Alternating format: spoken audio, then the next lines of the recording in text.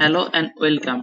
In this tutorial, we will learn about styles and themes. So at first, we will go to home. এখন আমরা হোমে যদি একটু navigate করি তাহলে আমরা দেখতে পারি এই যে এইখানটাতে আছে স্টাইলস। সো এখন আমি এই যে আমার যে ওয়ার্কবুকটা আছে সেটার একটা স্টাইল চেঞ্জ করব। তো প্রথমে কি করব, সেল স্টাইলস। তো এখন আমি এক নাম্বার মানে হেডিংসটা সিলেক্ট করছি। তো সিলেক্টের পরে আমি আমার পছন্দের মতো যে কোনো একটা হেডিংস দিয়ে দিব। যেমন এটা ধরেন আমার ভালো লাগলো, আমি দিলাম ওকে। এরপর আমি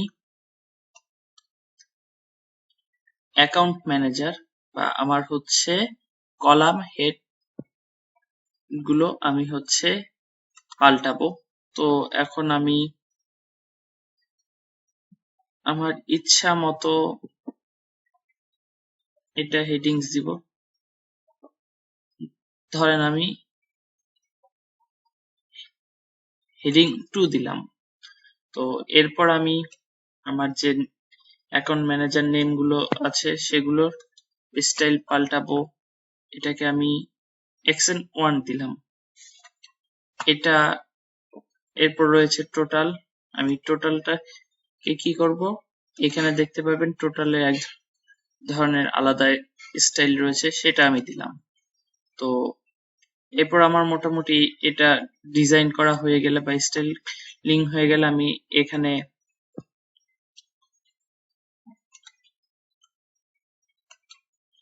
করলাম। তারপর আবার এ দুটো আমি হচ্ছে চেঞ্জ করে 80% হোয়াইট এবং 20% ব্লু দিলাম।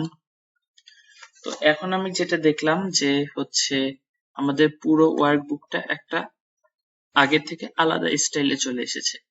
এখন আমি যেটা করব যে ধরেন আমার এই বেসটা আমাকে আলাদাভাবে রাখতে হবে। তো আমি প্রথমে যে এখানে থিম কালারের বদলে স্ট্যান্ডার্ড কালার দিয়ে সিলেক্ট করব, লাইক বেস্ট যাদের পারফরমেন্স তাদের গ্রিন দিয়ে দিলাম।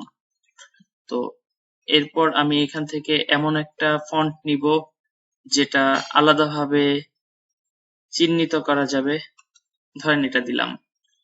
এবার আমি যেটা করব, পেজ লেআউটে যাব এবং এখান থেকে থিম।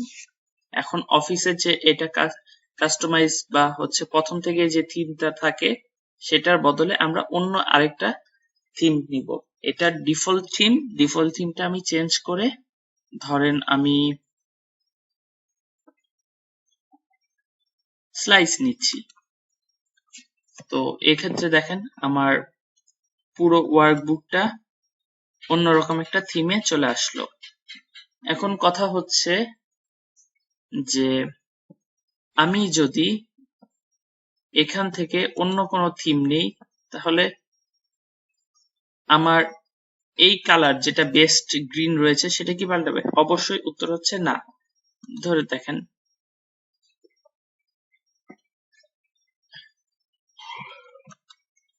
এই যে দিলাম, কিন্তু আমার এই ব্লু কালার চেঞ্জ হয়নি কেন? এটা আমরা যখন হচ্ছে